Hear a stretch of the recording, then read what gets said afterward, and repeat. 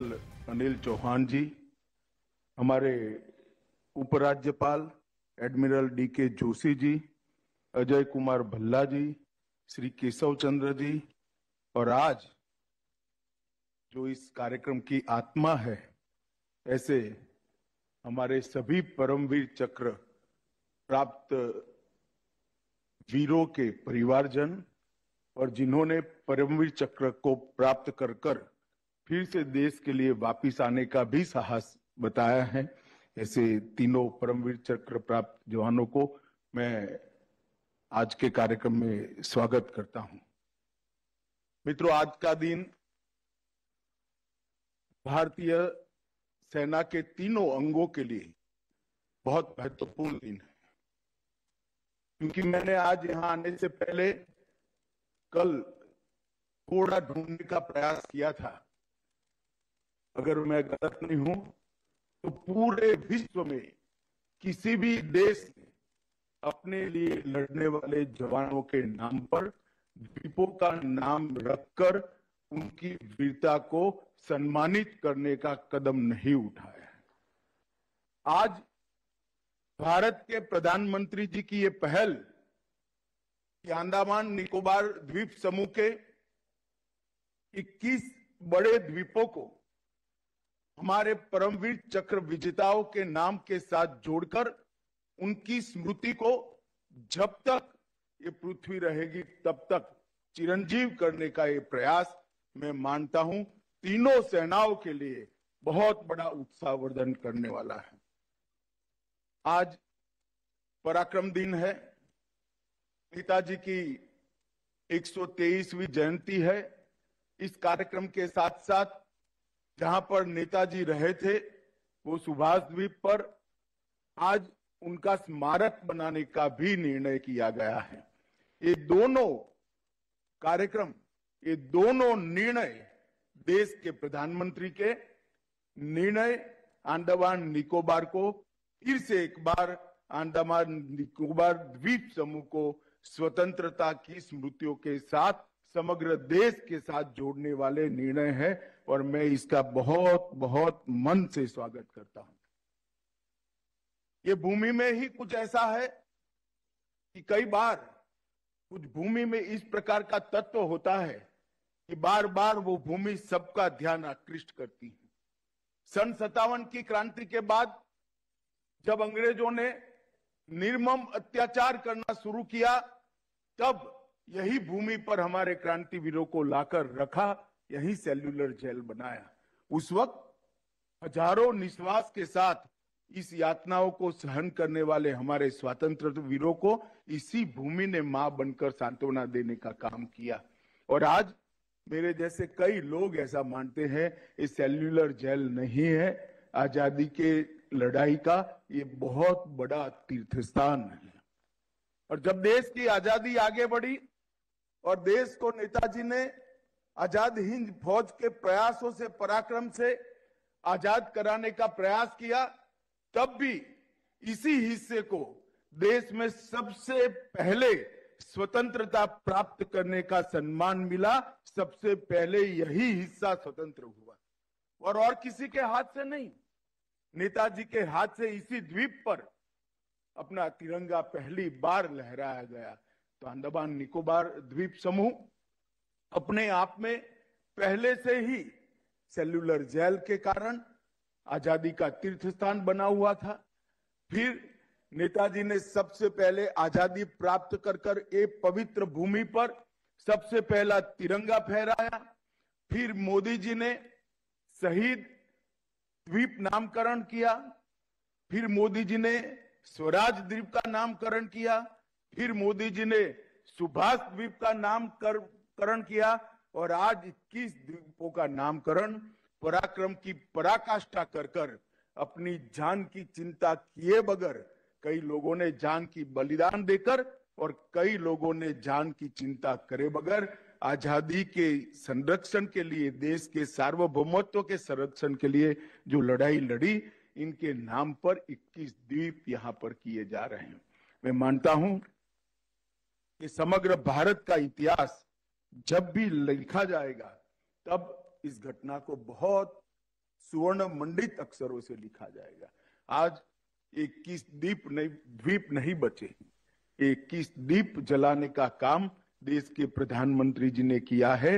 ये पराक्रम बताने वाले वीरों को, उनके पराक्रम को नमन करने के लिए ये द्वीपों को दीप में परिवर्तित करने का काम किया है।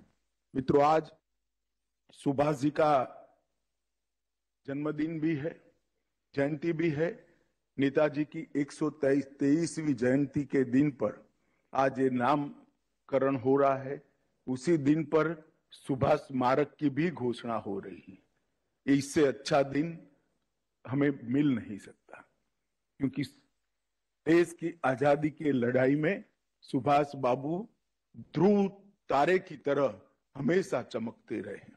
उनका 15,000 किलोमीटर का लॉन्ग मार्च, आज भी वो रूट देखते हैं, वो रूट पढ़ते हैं और रूट के तापमान और उस वक्त के मौसम का जायजा लेते हैं तो कमी आ जाती है।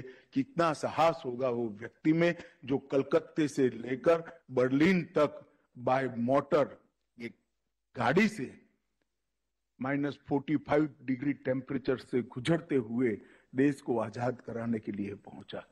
परंतु दुर्भाग्य की बात है, सुभाष बाबू को भुलाने का बहुत प्रयास हुआ, मगर कहते हैं ना, जो वीर होते हैं वो अपनी स्मृति के लिए किसी के मोहताज नहीं होते हैं। वो स्मृति उनकी वीरता के साथ ही हो।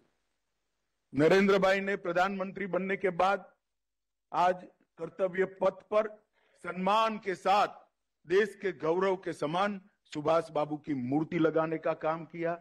आज के दिन को पराक्रम दिन घोषित करने का काम किया और आज ही के दिन ये द्वीप, सुभाष द्वीप को एक सुभाष बाबू के स्मारक के रूप में घोषित कर उसको विकसित कर जो जो लोग यहाँ आएंगे वो सब सुभाष बाबू को पीढ़ियों तक नतमस्तक होकर श्रद्धांजलि दे पाए, इस प्रकार की व्यवस्था करने का काम किया है।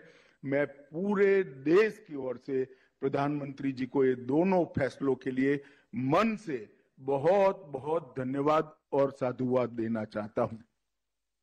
मित्रों, जब रॉस आइलैंड का नाम सुभाष बोस द्वीप किया गया, नील आइलैंड का नाम शहीद द्वीप और हेवलॉक आइलैंड का नाम स्वराज द्वीप किया गया, तब ही देश में अंडमान निकोबार के लिए एक चर्चा जगी थी। इसी के साथ सेल्यूलर जेल में यहाँ के क्रांतिकारियों की स्मृति में एक अमर ज्योति, जिसको बीच में रोक लिया गया था, नरेंद्र मोदी सरकार ने ही अमर ज्योति को फिर से प्रज्वलित कर युगों युगों तक उनको श्रद्धांजलि देने का काम किया। आज मेजर सोमनाथ शर्मा से लेकर सूबेदार मेजर योगेंद्र सिंह यादव तक सभी पराक्रमी हमारे सेना नायकों को एक हमेशा के लिए स्मृति में संजोने का काम मोदी जी ने किया है। मुझे विश्वास है कि आने वाली कई पीढ़ियां इससे प्रेरणा लेगी, देशभक्ति के, पराक्रम के और शौर्य के संस्कार से सिंचित होगी। आज जो यहाँ पर एक दूसरा काम हुआ है, नेताजी स्मारक की घोषणा, उसमें वो द्वीप पर, सुभाष द्वीप पर म्यूजियम भी बनाया जाएगा, एक गाइडेड ट्रेल भी, रूट बनाया जाएगा। पोर्ट ब्लेयर और इस द्वीप के बीच में समुद्र की लहरों का आनंद पर्यटक ले पाए, इसलिए रोपवे भी बनाया जाएगा। लेजर और लाइट एंड साउंड शो भी बनाए जाएंगे और अम्यूजमेंट पार्क और खाने पीने की व्यवस्थाएं भी की जाएगी। ये स्मारक को एक ऐसा स्मारक बनाने का भारत सरकार का प्रयास है जिससे सुभाष बाबू के पराक्रम को आने वाले कई सालों तक कई पीढ़ियां इससे संस्कार ले सके, इससे प्रेरणा ले सके। मैं आज इतना ही कहना चाहता हूं कि मोदी जी की सरकार बनने के बाद 2015 से सेना के लिए ढेर सारे कदम उठाए गए। 1 रैंक 1 पेंशन का मसला हल किया गया। सेना के एडमिनिस्ट्रेटिव स्ट्रक्चर में ऐतिहासिक परिवर्तन किए गए। सेना को, हमारी पूरी डिफेंस सिस्टम को आत्मनिर्भर बनाने का प्रयास किया गया। आधुनिक हथियारों से आधुनिक संचार व्यवस्था से तीनों सेनाओं को लैस करने के लिए ढेर सारे कदम उठाए गए। ये सारे कदम एक और है और आज 21 परमवीर चक्र को सम्मानित करने का कदम एक और है। इतना महत्व इस कार्यक्रम का है और आज प्रधानमंत्री जी स्वयं हम सबके बीच में ऑनलाइन उपस्थित है। तब मैं ज्यादा बात करना नहीं चाहता, मैं इतना ही कहता हूं कि ये दोनों घटना जो आज यहाँ पर आकार ले रही है, शुरू हो रही है, वो दोनों घटनाओं से युगों युगों तक भारत की युवा पीढ़ी को देशभक्ति, शौर्य, पराक्रम का संदेश भी मिलेगा और संस्कार भी मिलेंगे। मैं फिर से गृह मंत्रालय की ओर से, समग्र देश की ओर से प्रधानमंत्री जी का धन्यवाद कर मेरी बात को समाप्त करता हूं। वंदे मातरम।